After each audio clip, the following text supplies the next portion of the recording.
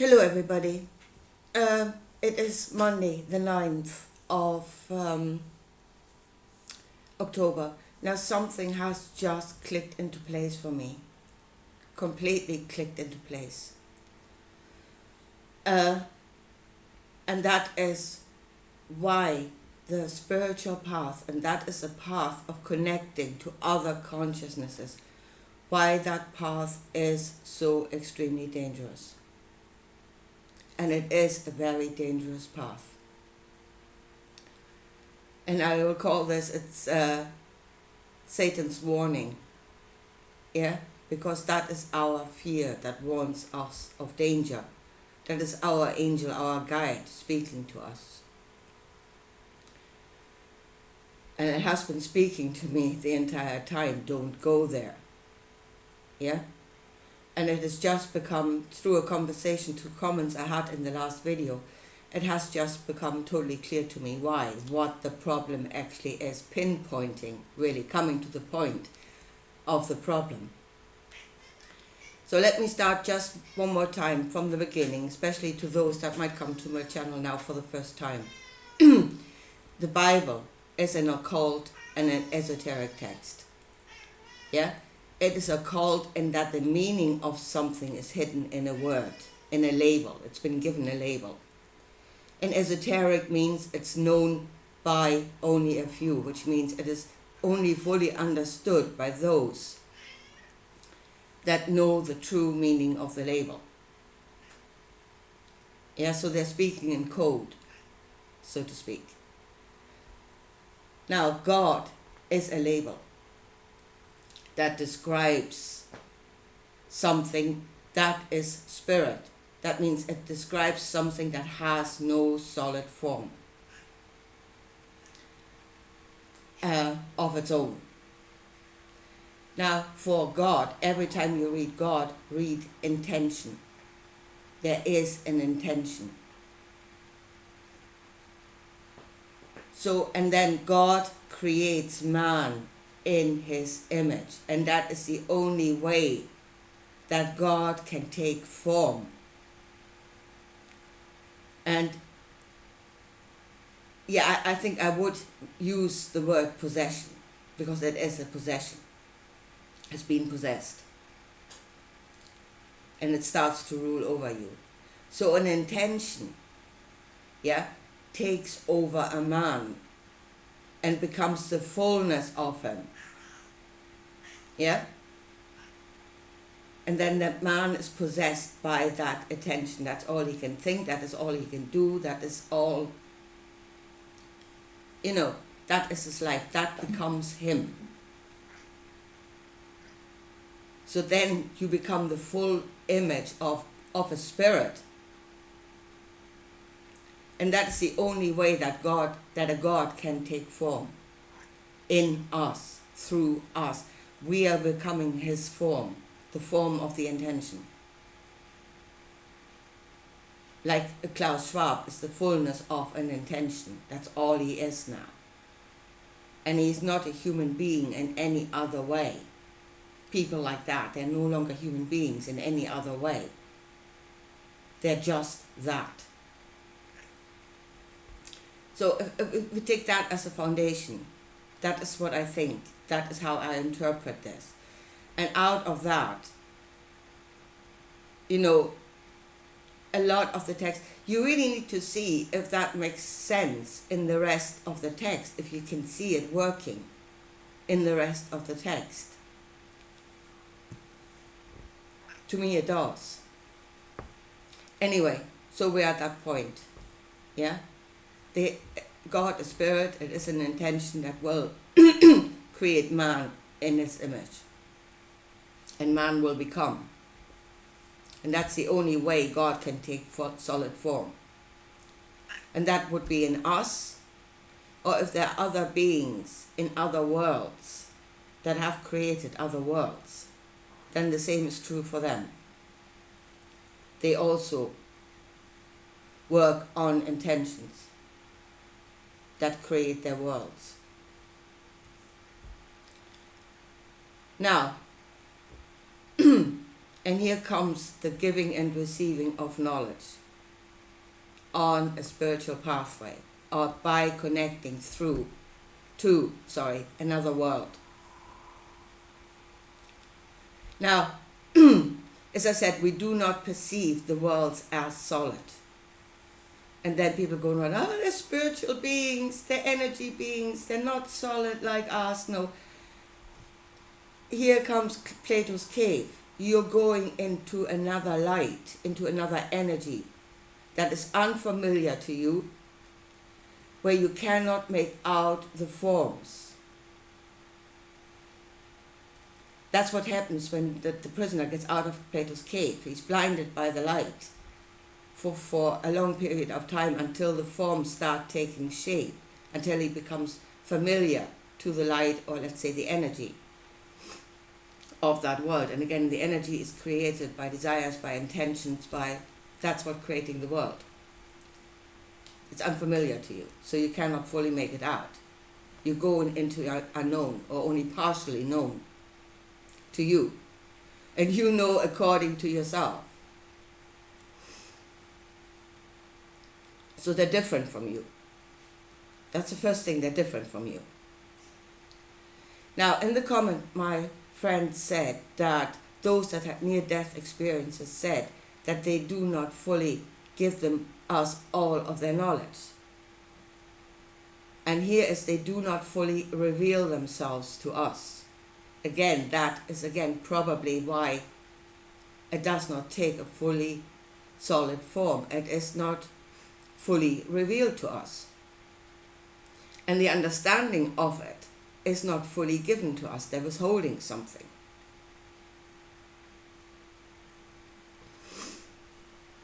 Now, here comes. Why are they withholding knowledge of themselves?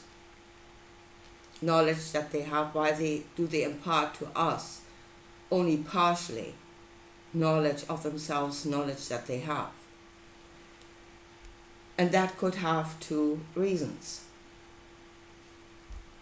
One is, they may be more knowledgeable than us, we cannot fully see them, but they can see us in our entirety, because we are not as far developed as them. That is a possibility.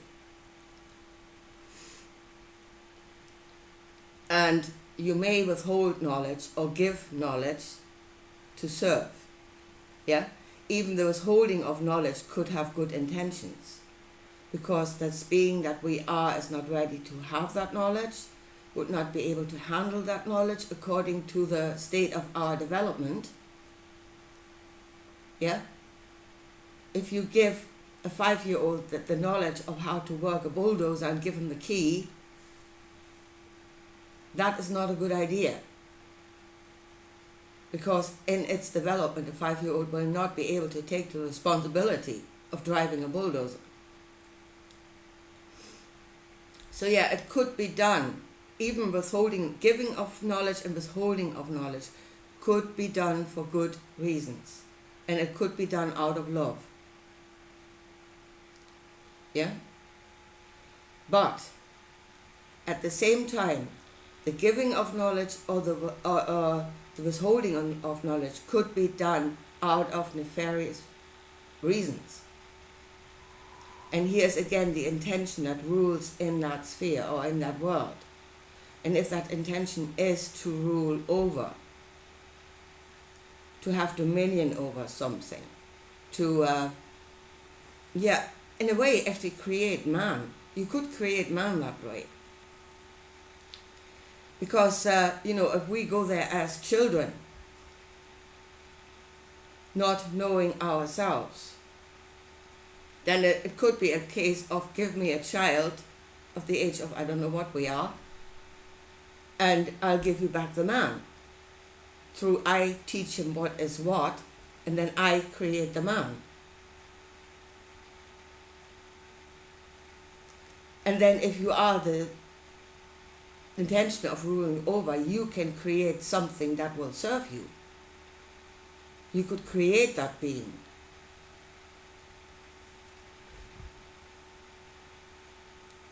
I mean, like, let's see the knowledge of Jesus, that Jesus brought. The knowledge of healing. That was healing. And it was meant for healing because it was brought on the energy of compassion. Yeah? So anything is possible was restricted onto the energy of compassion. It didn't say it was a free-for-all. But you need to read the entire message, and that is you need to read the words and the energy. And then it becomes restricted. So, that knowledge was probably from the beginning within us. Yeah? Something that had not yet come to awareness. And I would say something moved at that time. There was a connection that brought it to awareness, not out of our own natural development, where it would have come at some point when we were ready for it. When a child is ready to ask a question, it will ask that question. But it was, as I said, a knowledge that was brought from somewhere else at a time where we were probably naturally not ready to have that. And it clearly says in the Bible, when Jesus said the world was not ready to receive that message. We were not at a stage of development where we should have had that knowledge. But it came by a way that was not out of nature, out of our nature. Again, why was that message given? There's the question, with what intention was that knowledge given? That is the question. Was it with good intentions? Because the right knowledge, the truth, even truth at the wrong time, can be utterly destructive. Actually, it became utterly destructive. Well, this whole teaching was then used by Rome, and it was, as I said, Jesus was crucified in Jerusalem, but the knowledge was crucified in Rome. It was completely distorted to serve the intentions of Rome, which was again to have dominion over everything. They wanted to rule over everything, and they distorted the knowledge in such a way that it would give them that advantage. So now I'm hoping that in the end, because again Jesus said clearly it was not given for a time like that, but when the time comes, you should understand what I've said. So now, and I'm still hoping, that we will heal each other through that knowledge. And I think that time is nearly there. I think we are in great danger of large parts of humanity being killed off unless we have the knowledge to heal each other, in which case we would need to have the knowledge of each other. Or first of all, we would need to see ourselves right now, right here, as spiritual beings, and that there are spiritual connections between us. That there is that we have spiritual knowledge of each other, and that we can give to each other on those energetic pathways.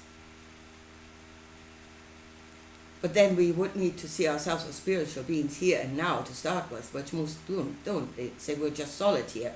Spirit is up there, where there are those that have no solid forms. They are spirit. No, we are right here, and when we understand that and then we use that knowledge, that it will be given, that we can heal, that we can give our intention of healing each other to each other, and it will be given to. It will create that outcome. So then that knowledge can still turn into the Messiah, into the Savior. It can, and I hope it will. But in the meantime, for 2,000 years, it became the destroyer. It was the destroyer. Basically because it was used by 5-year-olds driving it as a bulldozer. Then here is the question, what was the original intention? Because now we are at a fork. It could lead to total destruction if we keep going down that path. Or it could lead to save, but I mean that is up to us now.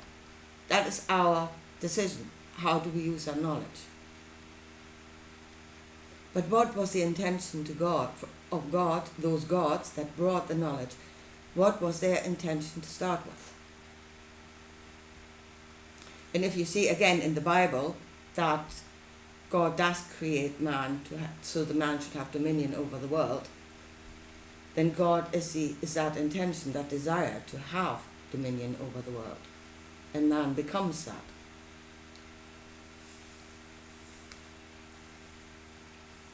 Which we naturally are not. We are not just that. We are multi-dimensional. There's several aspects to us, and that is not all we are. But as I said, in the case of possession, it becomes all of you. There is nothing else. You're disconnected from everything else. God will disconnect you from everything else.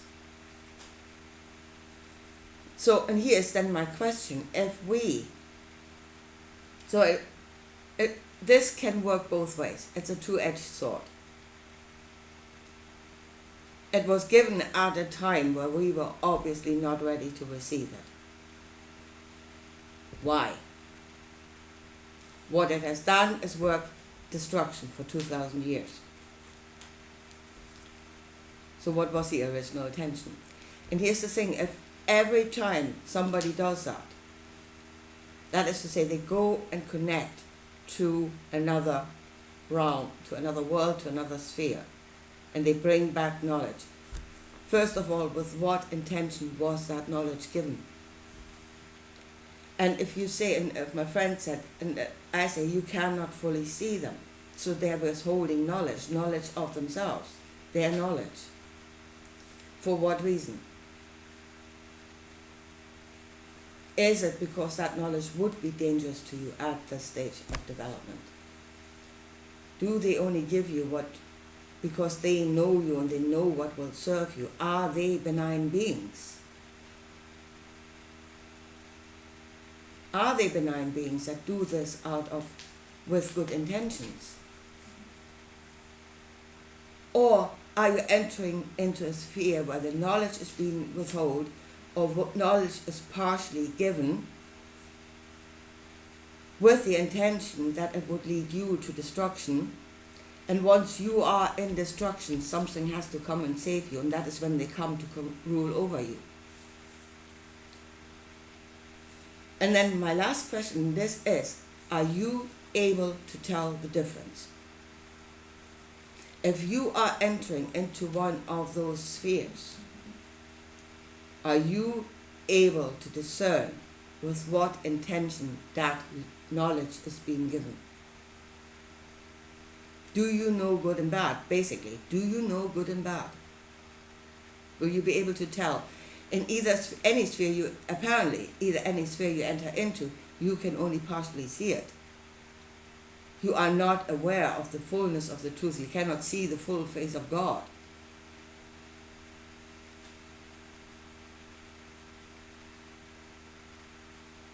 So then really maybe we're doing this the wrong way around. Yeah?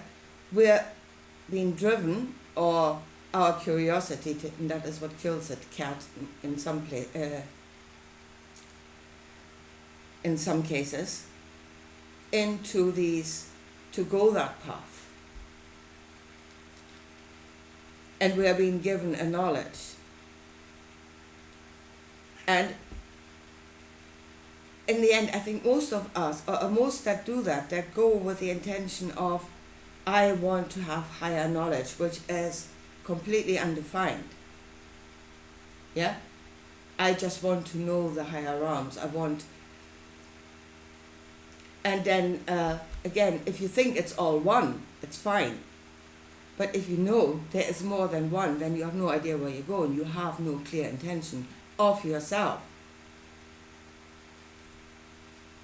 And then go in with the complete wrong perception that everything up there is good.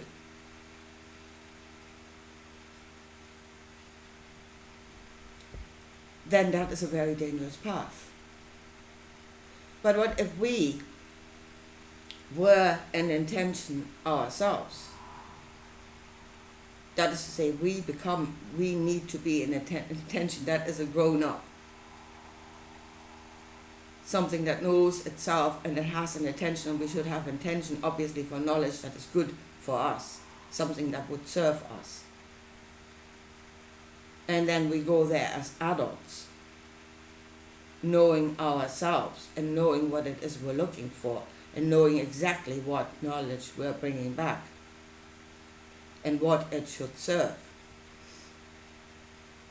And then, again, I would say you would need to take it into the laboratory to find out what exactly it works.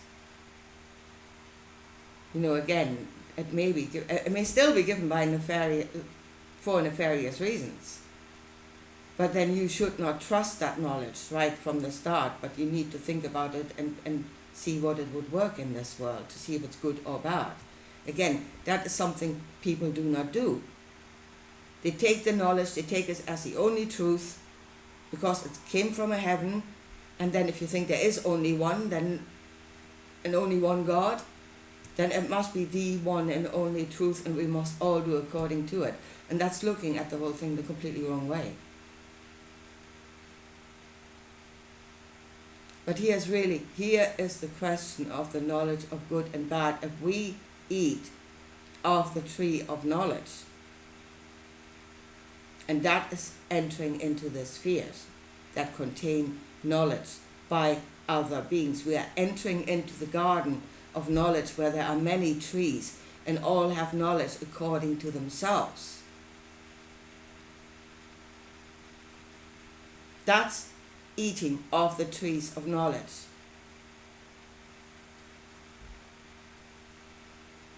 The tree of life is the Creator himself. That's a different thing. And I must think about what that means for us, eating of the tree of life. It isn't. The tree of knowledge, the trees of knowledge are defined spheres that contain knowledge of beings, like those that are in being, that had knowledge. And I say they can give out of their own reasons. And they may not always be good. And here is the knowledge of good and bad. Will you be able to know for what purpose that knowledge is being given to you? And if you say there's only one up there and it's all good, then you have no discernment whatsoever. You're a fool, dancing in the cosmos. And they see you coming, trust me.